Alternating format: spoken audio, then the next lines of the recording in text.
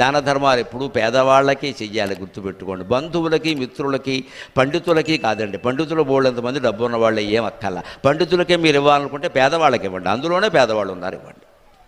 పేదరికమే ముఖ్యం దాన ధర్మానికి ఎప్పుడు కూడా. ఆ బలహీన వర్గాలు, ఆ పేదవాళ్ళు, తినడానికి లేక, కట్టుకుందుకు లేక ఇబ్బంది పడేవాళ్ళు, వైద్యం చేయించుకోలేని వాళ్ళు మన చుట్టూ ఉన్నారండి బోళ్ళంతమంది. వాళ్ళకే ఇవ్వాలి.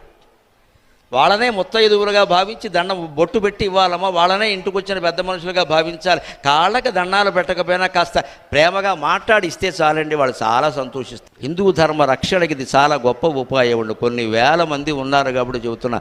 ముద్దొచ్చినప్పుడే సంఖ్య ఎక్కమన్నారు తెలుగులో సామెత. అందుకని ఇంతమంది ఉన్నప్పుడే చెప్పదలుచుకున్న విషయాలు 4 చెప్పేయాలి. హిందూ ధర్మంలో మత మార్పిడి ఆగిపోవాలంటే అగ్రవర్ణాల వాళ్ళందరూ నిమ్న వర్ణాల వారికి, ధనవంతులందరూ లేని వాళ్ళకి దాన ధర్మాలు చేసి అందరిలోనూ భక్తి జ్ఞాన వైరాగ్యాలు నింపాలి బాగా. అప్పుడు ఖచ్చితంగా మత మార్పిడి